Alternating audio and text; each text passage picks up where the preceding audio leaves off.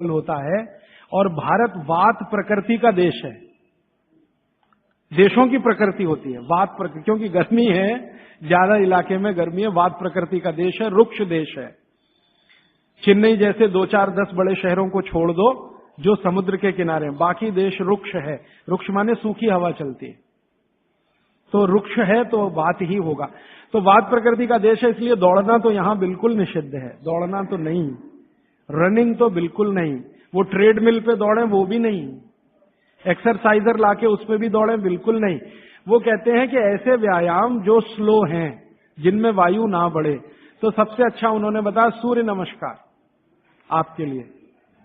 अब आप चाहे आसन के रूप में माने या उसको व्यायाम के रूप में माने, तो सूर्य नमस्कार आपके लिए सबसे अच्छा है। तो आप सीख लें सूर्य नमस्कार, किसी ने सीखा है वो दूसरे को सिखा दे, नहीं तो इस पर अलग से एक आप सेशन कर सकते हैं सूर्य नमस्कार। दूसरे कुछ व्यायाम है आपको, तो वो व्यायाम में छोटे छोटे स्तर पर दंड बैठक, छोटे छोटे स्तर, ज्यादा लंबी नहीं, छोटी दंड बैठक है।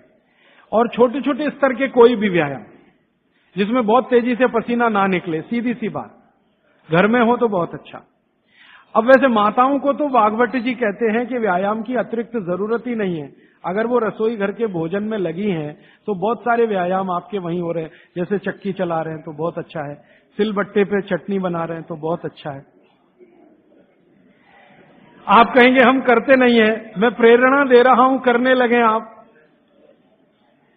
मिक्सी का उपयोग कम करें, सिलबट्टे का ज्यादा करें, चक्की का उपयोग ज्यादा करें, मिक्सी का उपयोग कम करें, बाजार में जो इलेक्ट्रिक चक्की है उसका उपयोग कम करें।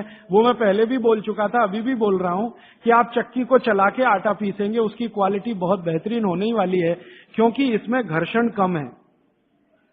और घर्षण कम है ना, तो अनाज धीरे धीरे पिसेगा, और अनाज धीरे पिसेगा तो टेम्परेचर नहीं बढ़ेगा। और वात वाले देश में टेम्परेचर बढ़ना नहीं किसी भी चीज का। और आप इलेक्ट्रिक चक्की में पिसवाएंगे ना, बहुत तेज घर्षण है, तो अनाज में नाश हो जाएगा, पौष्टिकता कम होने ही वाली है। तो हाथ की चक्की का खा के देख लीजिए एक रोटी, और ये बिजली वाली चक्की का खा के देख लीजिए एक रोटी, एक ही मिनट में अंतर पता चल जाए। तो अगर आप करें तो अच्छा है। फिर आप कहेंगे जी चक्की मिलती नहीं।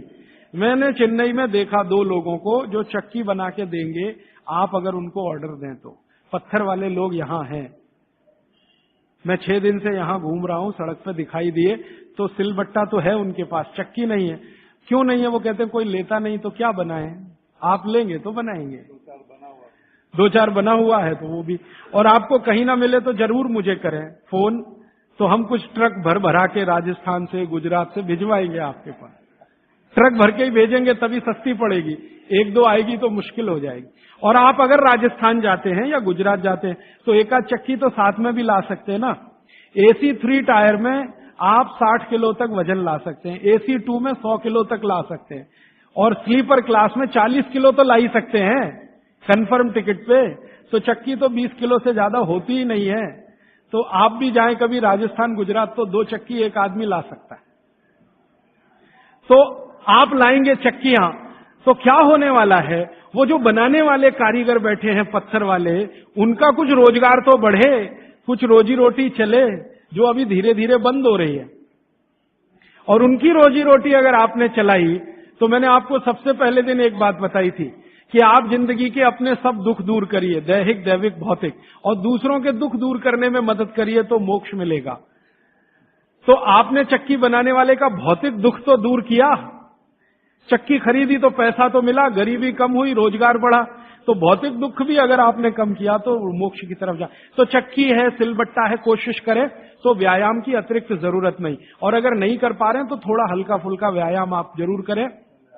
और बहनों को, माताओं को जो सबसे अच्छा व्यायाम है, भागवत जी कहते हैं फॉरवर्ड बेंडिंग। फॉरवर्ड बेंडिंग माने आगे झुकना।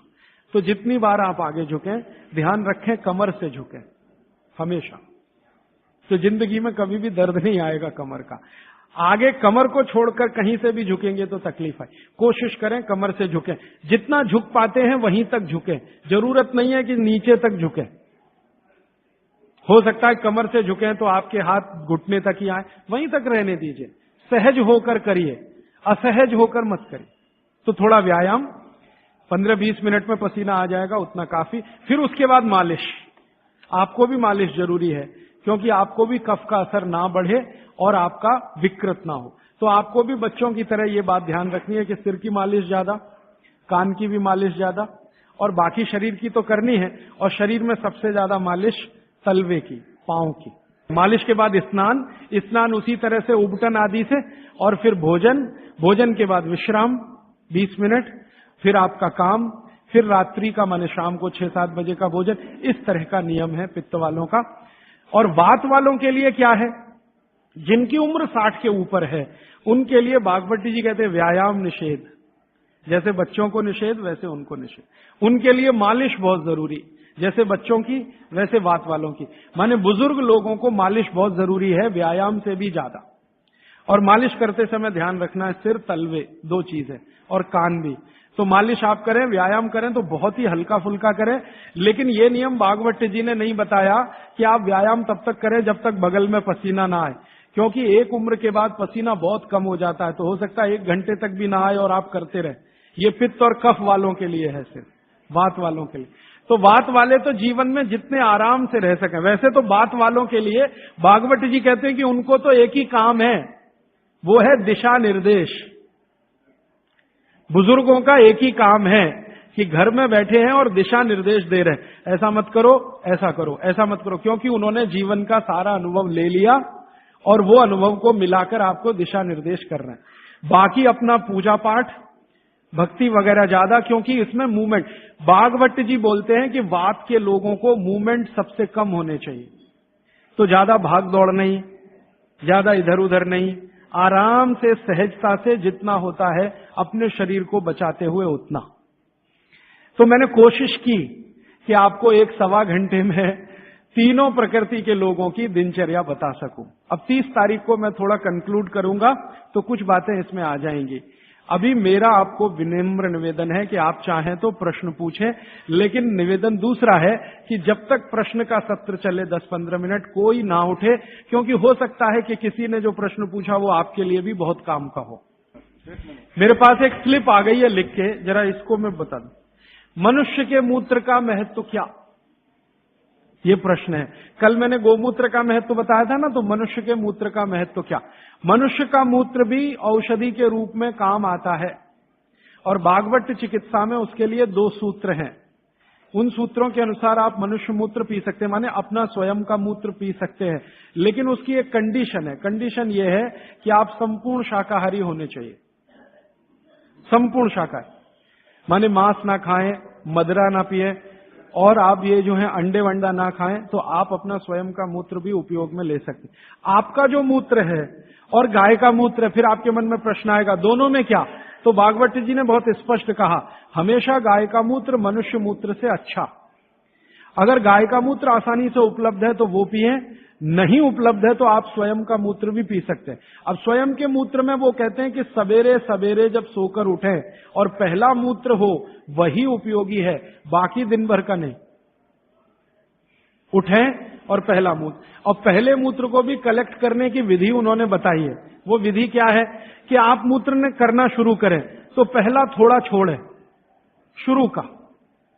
शुरू का 2, 4, 5 मिलीलीटर 10 मिलीलीटर तक छोड़ें, और अंत का बिल्कुल छोड़ें, बीच वाला यही आप पी सकते हैं। तो आप बोलेंगे किस किस बीमारी में काम आएगा? कम से कम आपका स्वयं मूत्र 100 से 103 बीमारियों में काम आएगा। वात की बीमारियां और कफ की बीमारियों में बहुत काम आएगा, पित्त की बीमारियों में भी काम आता, थोड़ा कम आएगा।